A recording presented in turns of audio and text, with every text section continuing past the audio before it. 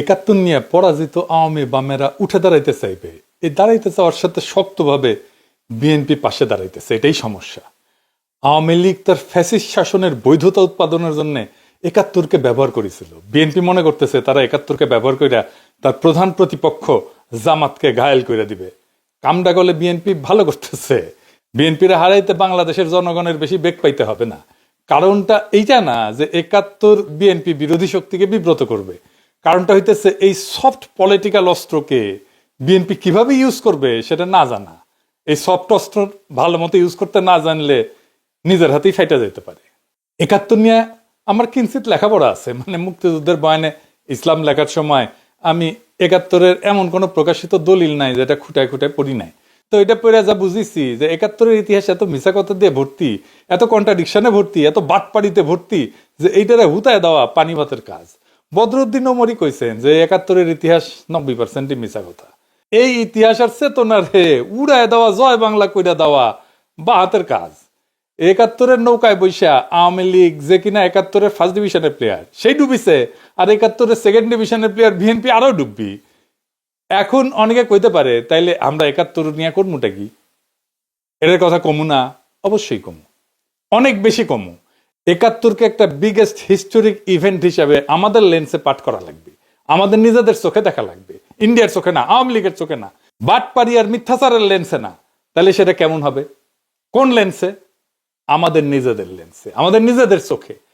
আমাদের নিজেদের চোখে দেখাটাই সারা দুনিয়া নেবে, বাংলাদেশের বেশিরভাগ মানুষ নেবে। আপনারা দেখেছেন 1971 নিয়ে, 6 দফা নিয়ে, ভাষা আন্দোলন নিয়ে আমি মেলা বাংকার ব্লাস্টার এপিসোড করেছি।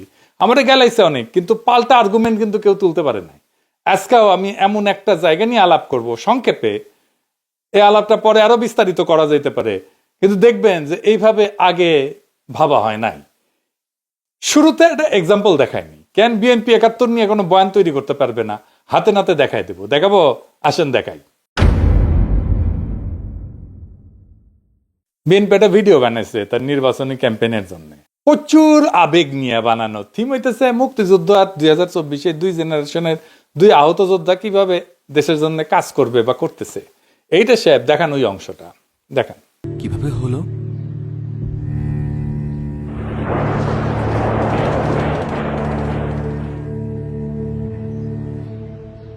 একাত্তর।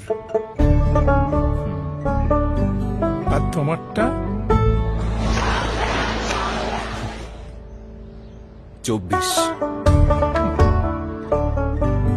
চলো উঠি, অনেক কাজ পড়ে আছে। হ্যাঁ, আমারও অনেক কাজ আছে। মানে হইতেছে 1971-এর ক্ষত হাতে আর 2024-এর ক্ষত পায়, তাই তো?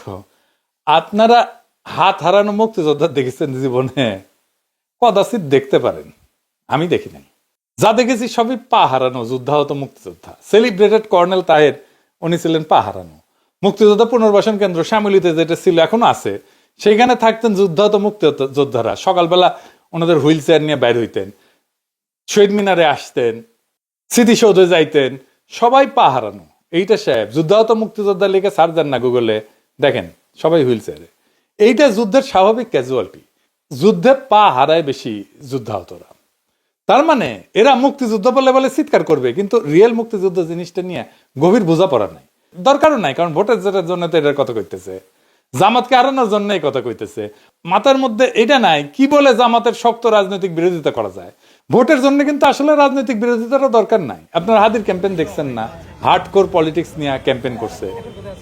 এরা টাকা দিয়ে নমিনেশন কেনে, টাকা ছড়া ইলেকশনে যেতে, তারপরে 5 বছর ধরে লুটপাট করে। তার জন্য দরকার কুইক ফিক্স, সহজে করা যায় এমন রাজনৈতিক খাবার, ইনস্ট্যান্ট নুডলের মতো। তাই বিএনপির বুদ্ধিজীবীরা হাজির করছে মুক্তিযুদ্ধ, এই দিয়া জামাতরে ঘায়েল করবে। আওয়ামী লীগ 71 দিয়া ফ্যাসিবাদের বৈধতা উৎপাদন করছে, বিএনপি 71 দিয়া জামাতকে মারতে চায়। দুই পক্ষই 71-কে একটা পলিটিক্যাল ইনস্ট্রুমেন্ট বানাইছে ভোটে জেতার জন্য, তার রাজনৈতিক লক্ষ্য হাসিল করার জন্য। আর বিএনপি বলে একটা দল ধর্ম নিয়ে রাজনীতি করে, আর তোরা যে মুক্তিযুদ্ধ নিয়ে রাজনীতি করতেছিস, তা আবার ভোটে জেতার জন্য। 2024-কে দাঁড় করাবে 1971-এর লিগ্যাসি বা উত্তরাধিকারের উপরে। 1971-এর লিগ্যাসির উপরে 2024 দাঁড়ায় নাই। 1971-এ যারা সিপাহী সালার তারা জিয়াউর রহমানকে রাজাকার বলতো। 1971-এর খেতাব কাইরে নিছে জিয়াউর রহমানের। আর সবাই ফ্যাসিবাদের সফট আর হার্ড পাওয়ার ছিল। 1971-এর নামে আমাদের উপরে ফ্যাসিবাদ চাপায় দেওয়া হয়েছে। 2024-এ দেখেছেন কেউ এসে বলছে আমি মুক্তিযোদ্ধা, আমি হাসিনার এই শাসনের বিরুদ্ধে, হাসিনার বিরুদ্ধে লড়াই করেছি বলছে? বলে নাই। এই বিপ্লবের স্ফুলিঙ্গই তৈরি হয়েছিল মুক্তিযোদ্ধার সন্তানেরা চাকরি পাবে না তো রাজাকারের বাচ্চারা চাকরি পাবে, এই কথায়। 2024-এর বর্ষা বিপ্লবকে এই যে আনিস আলমগীর নারকীয় সন্ত্রাস বলছে, সেও নিজেকে মুক্তিযোদ্ধার সন্তান দাবি করত। যাই হোক, 1971 কোন বয়ান আমরা তৈরি করব, আজ এইখানে আলাপের একটা অংশ থাকবে। কিভাবে আমরা আওয়ামী আর ইন্ডিয়ান বয়ান উতরাই যেতে পারবো, তার বাইরে 1971 নিয়ে আমাদের নিজেদের বয়ান তৈরি করতে পারবো। আসেন সেটা একটু বুঝে দেখি। 1971 একটা ঐতিহাসিক বাস্তবতা। 1971-কে অস্বীকার করা সম্ভব না, কেউ করেও না। বলার চেষ্টা করে, যদি কেউ বলে সূর্য নাই, তাহলে তো সূর্য আকাশ থেকে হাওয়া হয়ে যায় না, তাই না? এটা ঘটনা ঘটছে। 1971-এ কি হয়েছিল? 1971-এ পূর্ব পাকিস্তানের স্বায়ত্তশাসনের আন্দোলন স্বাধীনতার আন্দোলনের রূপ নেয়। কিন্তু এটাও সত্য, পাকিস্তান ভাঙার জন্য মুজিব নিজে ভারতের সাথে ষড়যন্ত্র করছে। আগরতলা ষড়যন্ত্র করেনি? আগরতলা ষড়যন্ত্র মামলা হয়েছে না? পাকিস্তান যেন ব্যর্থ রাষ্ট্র হয়, সেই জন্যে মুজিব চেষ্টা করছে ভারতের সাহায্য নিয়ে। ভারত সবসময় সাহায্য করে গেছে। পাকিস্তান হইল কমিউনিস্টরা কু করার চেষ্টা করলো, উত্থান ঘটলো আইয়ুব খানের। এই কুয়ের পেছনে ছিল সেই আদি অকৃত্রিম অখণ্ড ভারতের পূজারী বামেরা। ওই কুনা হইলে পাকিস্তানে আর্মি এইভাবে এতদিন সামরিক শাসন চালাইতে পারে না। তবে পাকিস্তানকে ধোয়া তুলসী পাতা তা তো ছিল না। পাকিস্তান কেন সৃষ্টি হইল? পাকিস্তান সৃষ্টি হইল ভারতের সংখ্যালঘুদের জন্যই তো। মুসলমান আর হিন্দু দলিত দুই সম্প্রদায় মিলে পাকিস্তান আন্দোলন করলো। পাকিস্তান মানে কিন্তু পাক বা পবিত্র স্থান না। পাকিস্তান হচ্ছে একটা সংক্ষিপ্ত নাম, একটা ভূখণ্ডের। কোন কোন ভূখণ্ড? পাঞ্জাবের পি, আফগানিয়া যেটা আজকে খাইবার পাখতুনওয়ালা, ওটার আগে নাম ছিল আফগানিয়া, সেটার এ, কাশ্মীরের কে, সিন্ধের এস, আর বেলুচিস্তানের TAN, এই সব মিলে হইতেছে পাকিস্তান। তার মানে উত্তর পশ্চিম ভারতের কয়েকটা অঞ্চল জুড়ে একটা রাষ্ট্র। খেয়াল করেন, এখানে বাংলা নাই, পূর্ব বাংলা নাই। পাকিস্তান আন্দোলনের সূচনা ঢাকায়, মুসলিম লীগের জন্ম ঢাকায়। তারা আন্দোলন করতেছে যেই রাষ্ট্রের জন্য, সেই রাষ্ট্র কল্পনায় বাংলাই নাই। তাহলে ওই রাষ্ট্রে পূর্ব বাংলা টিকে? টিকে না তো, মনোজগতেই তো নাই। ভাষার জন্য কিভাবে রাজনীতি পরিবর্তিত হয় বুঝছেন তো? ভাষার মধ্যে রাজনীতি কিভাবে লুকায় থাকে। পূর্ব বাংলা ঢুকছিল সংখ্যার জোরে, কিন্তু রাষ্ট্রের কল্পনায় ঢোকেনি তো। এইখানে ইতিহাসের লেন্স বদলাইতে হবে। আমরা সাধারণত ভাবি পাকিস্তান ভাগলো 1971-এ। আসল সত্যটা হইলো পাকিস্তান ভেঙ্গেই বানানো হয়েছিল। এটা রাষ্ট্রের নামই যখন একটা অংশকে বাদ দিয়া এটাকে চিন্তা করা হয়, কল্পনা করা হয়, তখন সেই অংশকে পরে শাসন করতে হয় বন্দুক দিয়া, ভোট বাতিল কইরা, সংখ্যাগরিষ্ঠতাকে ভয় পাইয়া, ট্রিগার চাইপা। আর ইন্ডিয়ার উস্কানি তো ছিলই। পাকিস্তানের এলিটটা এতই বেকুব ছিল যে কোনোভাবেই পূর্ব পাকিস্তানকে পলিটিক্যালি কিভাবে ওন করতে হবে সেটা বুঝতে পারেনি। মুসলিম লীগকে টেকাইতে পারে নাই। পাকিস্তান রাষ্ট্রকে যে টিকায় রাখবে পলিটিক্যাল ইনস্টিটিউট, তারই টুকরা করলো। সোহরাওয়ার্দী তার অনুসারীদের মুসলিম লীগ থেকে বের করে দিল। জন্ম নিল আওয়ামী মুসলিম লীগ। আর সোহরাওয়ার্দী যে বাংলাই বলতে পারতো না, তার শিষ্যরা রাষ্ট্রভাষা আন্দোলন শুরু করলো বাংলা ভাষার জন্য। কি তামাশা! দলিত হিন্দু নেতা যোগেন মন্ডলকে রাতের আধারে পাকিস্তান ছাড়তে হলো। একটার পর একটা ভুল করতে করতে করতে করতে শেষ পর্যন্ত বাংলাদেশ রাষ্ট্রের জন্ম অবশ্যম্ভাবী করে তুলল। পাকিস্তান নিজেই করলো। পাকিস্তানকে তার হিস্টোরিক মিস্টেক গুলো একনলেজ করতে হবে, তো এটা স্বীকার করতে হবে। শুধু ইন্ডিয়ার দোষ দিলে তো হবে না। ইন্ডিয়ার ষড়যন্ত্র কেন সফল হইতে পারলো সেটার হদিস নিতে হবে। মুশকিল হইতেছে নিজের পাদের গন্ধ নিজের টের পায় না, সেজন্যই এনগেজ হইতে হয় ভিন্ন মতের সাথে। পাকিস্তান ট্রুলি এনগেজ হয়েছে বাংলাদেশের সাথে, বাংলাদেশের ইন্টেলিজেন্সিয়ার সাথে, বাংলাদেশের সিভিল সোসাইটির সাথে, বাংলাদেশের একাডেমিয়ার সাথে, বাংলাদেশের মিডিয়ার সাথে। হয়নি, এখনো হয় না। ইন্টেলেকচুয়ালি এনগেজ হয়নি। হইলে ইন্ডিয়ার এই বারবারন্ত অনেক এফিসিয়েন্টলি ঠেকাইতে পারতাম আমরা বাংলাদেশে। এখন 71-এর সবচেয়ে বড় ট্র্যাজেডি কি, এটা আমাদের বুঝতে হবে।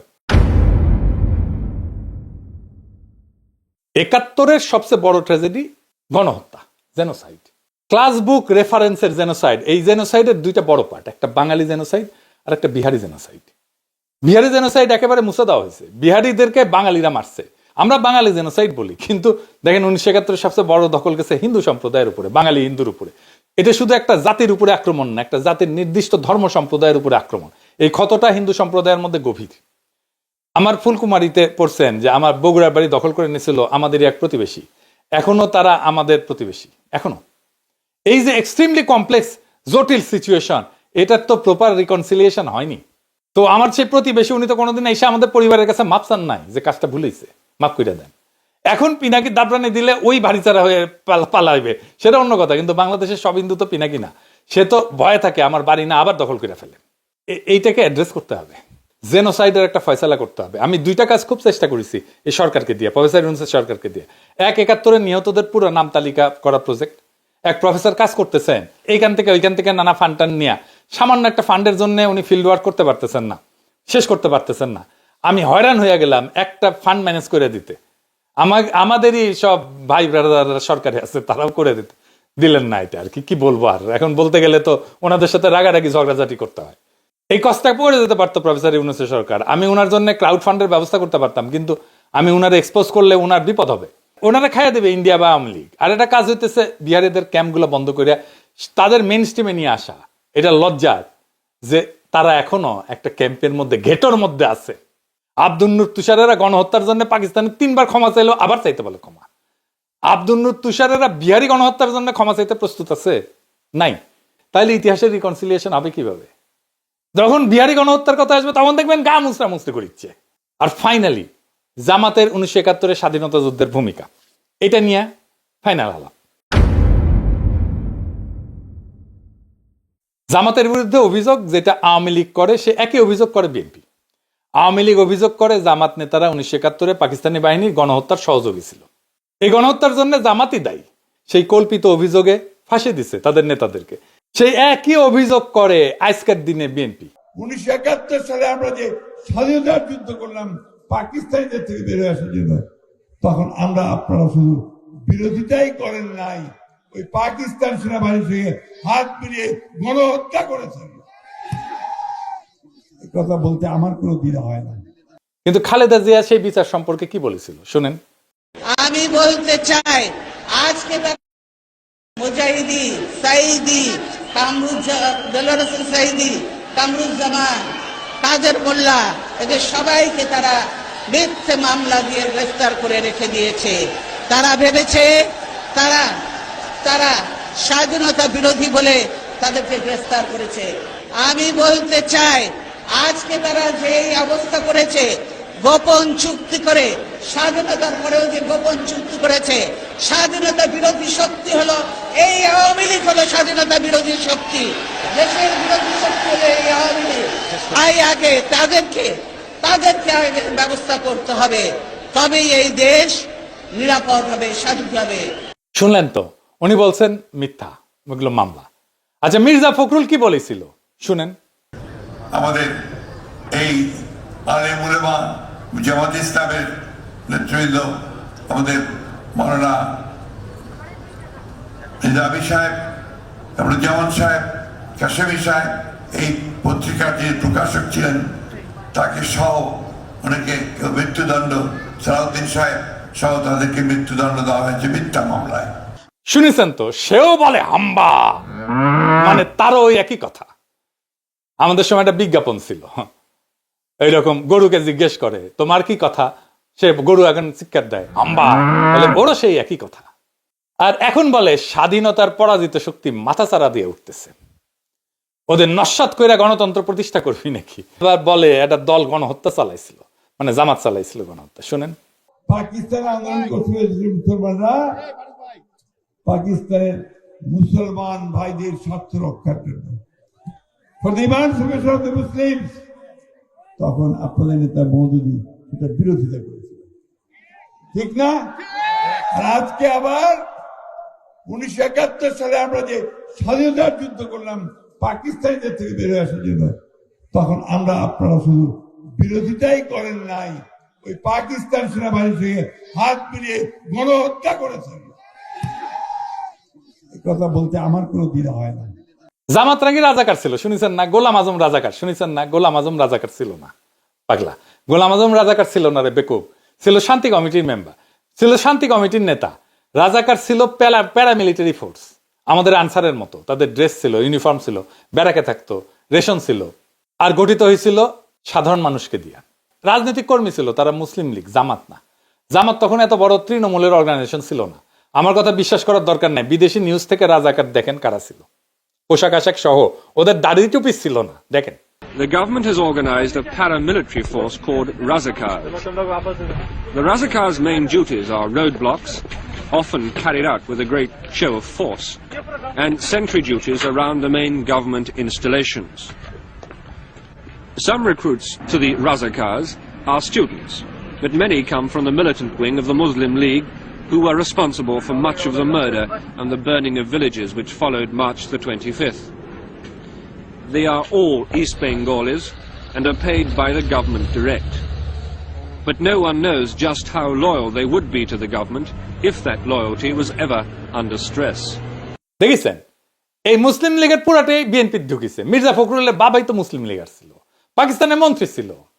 আমির খসরু মাহমুদের বাবা মুসলিম লীগার ছিল। মির্জা ফখরুল দাবি করে তার বাবা 1971 শরণার্থী শিবিরে ছিলেন, একজন পাকিস্তানের মন্ত্রী, মুসলিম লীগ করার লোক। কেন ইন্ডিয়া পালাবে 1971?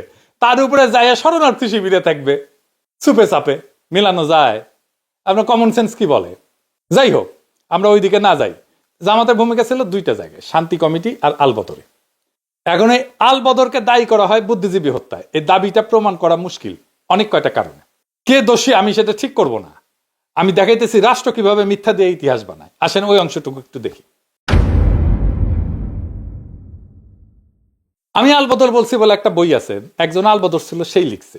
সে বলতেছে যে তাকে গ্রেপ্তার করা হয়েছিল, জেলে ছিল সে। গ্রেপ্তার করা হইল, তারে ইন্টারোগেট করা হয়েছে, তার কাছ থেকে তথ্য নেওয়া হয়েছে, কিছুই নেওয়া হয় না। তাইলে তো তার কাছে কিছু এভিডেন্স থাকতো, বলতেছে আলবদর। কিন্তু আলবদর তো ধরছিলা, তারা জেলেও রাখছিলা, তো তারে ইন্টারোগেট করে তারে তথ্য নাও নেই। সে তথ্যটা ভেরিফাই করো নাই, ক্রস চেক করো নাই কেন? কার দোষ এইটা? আমি আপনাকে ডিসেম্বরে একটা ক্লিপ দেখাই। সেখানে সাংবাদিক, বিদেশি সাংবাদিক বলতেছে ঢাকায় ডিসেম্বরের শুরুর দিকের কথা, এটা প্রত্যেক দিন মুক্তিবাহিনীর সদস্যরা কম করে 5টা রাজনৈতিক হত্যাকাণ্ড করতেছে। শোনেন। There are between 80 and 100,000 Mufti Bahini operating within East Pakistan. And in the last few months, they've blown up 165 bridges, large and small, have damaged 5 cargo boats, including one British boat from Calcutta, have sunk a 1,600-ton jute barge, and have blown up a power substation. And they have committed, in Dakar alone, 6 political assassinations every day. তার মানে ঢাকার মধ্যে শক্তিশালী অবস্থান তৈরি করে ফেলছে গেরিলারা। এইখানে স্বাধীনতার পক্ষের বুদ্ধিজীবীদের ধরে নিয়ে যাইতেছে কয়েকদিন ধরে।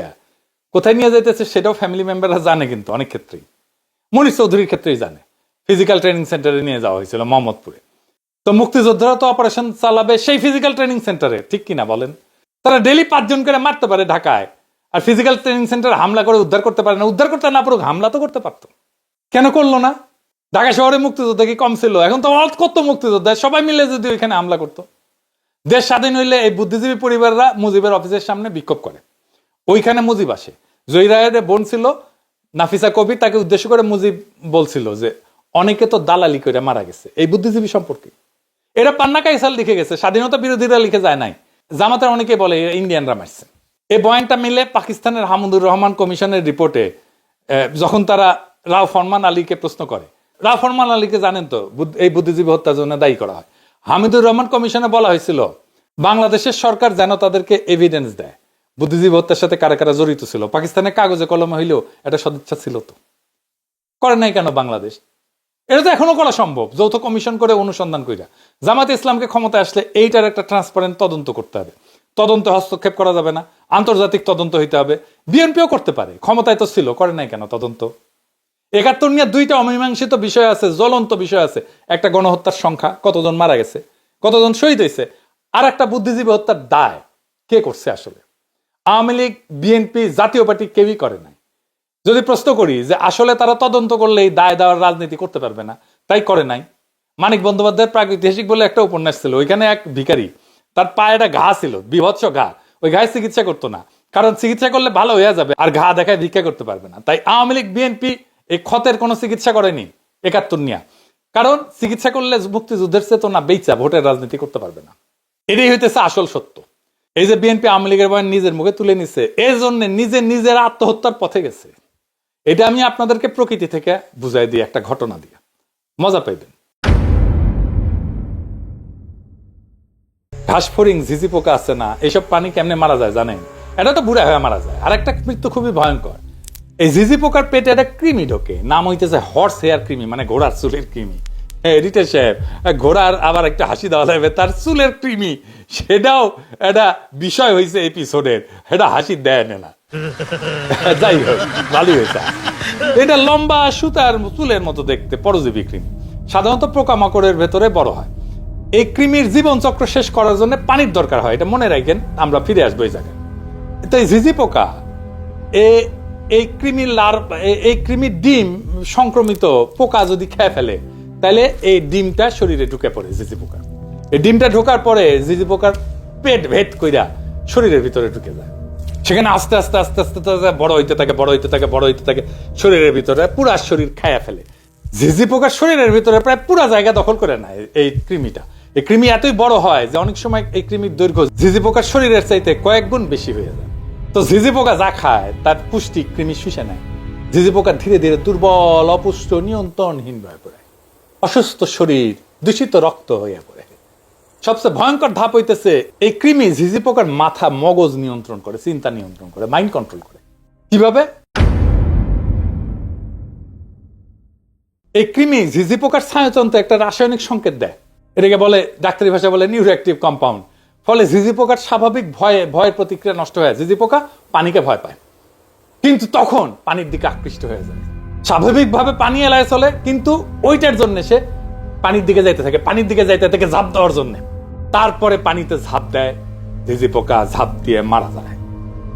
তখন ওই কৃমি ঝিঝি পোকার পাছা ফুইরা বের হয়ে আসে, ঝিঝি পোকা মারা যায়, আর কৃমি তার নতুন আশ্রয়ের খোঁজে যায়।